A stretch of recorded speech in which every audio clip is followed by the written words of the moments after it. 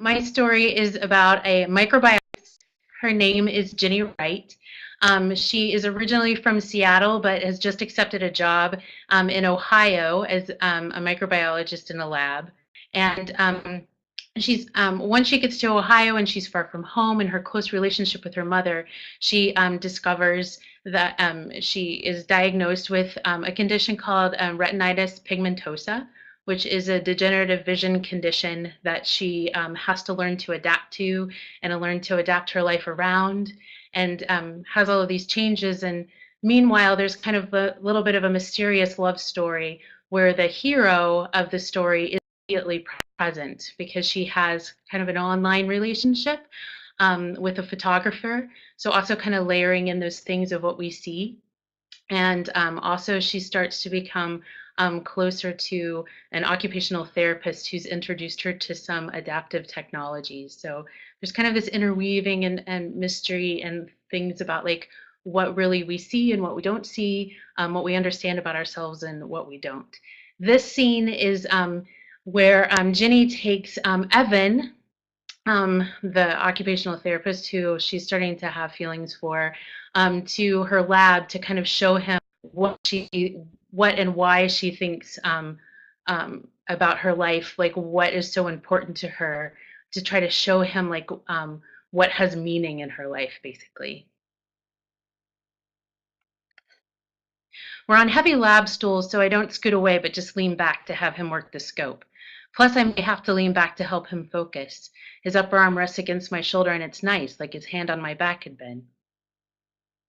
He seems so comfortable with being close, with incidental touching. I wonder if it's because of his job, or him, or what. I see blobs. He turns his head from the eyepiece to his hand on the course adjustment.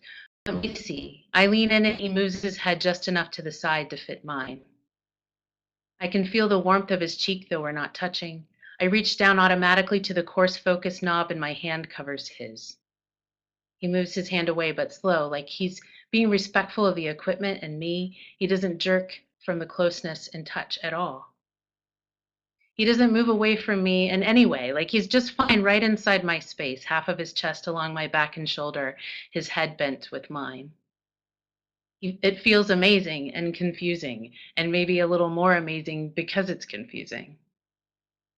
My stomach drops heavy and sweet. All of that, the familiar early throb of wanting and horniness that stills my hand in the middle of my adjustment on the scope. Feeling horny feelings is a little different than feeling safe and accommodating feelings. I breathe out slow and get the focus into a place that just a few tiny nudges with the fine adjustment will bring the cells up. I leave it there because I want him to have that moment where he can see everything, and it looks like the slide will be a pretty good one. Okay, it's almost there. Just use the fine focus. I move my head from the eyepiece and he's right there, reaching for the adjustment knob before I've completely moved away. Our temples press together for a moment and his hand moves under mine again. When I take a breath to steady myself, it doesn't work because I just suck in mint and the warm, clean smell of his skin, which somehow makes me think of how easy it would be just to turn my face into his neck. Oh, he says, and then under his breath, and I can feel his big body go still. Yeah, you got it? I keep my voice low too because I totally understand. I do. He takes his hand off the knob and rests it on the bench. I sort of want to put my hand over it and weave all my fingers through his. I just look at his hand instead. There's a white scar through the middle knuckle that has the faint impressions where the suture knots rested as the laceration healed. I wonder how he hurt himself. I want to run a finger along it. What do you think? I really, really want to know. There's a bunch of different things, and some other things I think are on top of other things. The color is more translucent than I expected. Right, different densities of material will take stain differently. What else?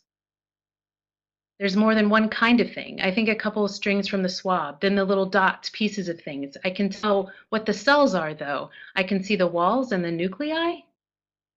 I kind of laugh because it's just awesome the way his voice is serious, but his mouth is smiling. He looks away then, and he's just inches away. His eyes find mine.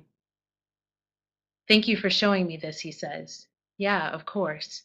Now I'm looking at him, not just at his brain.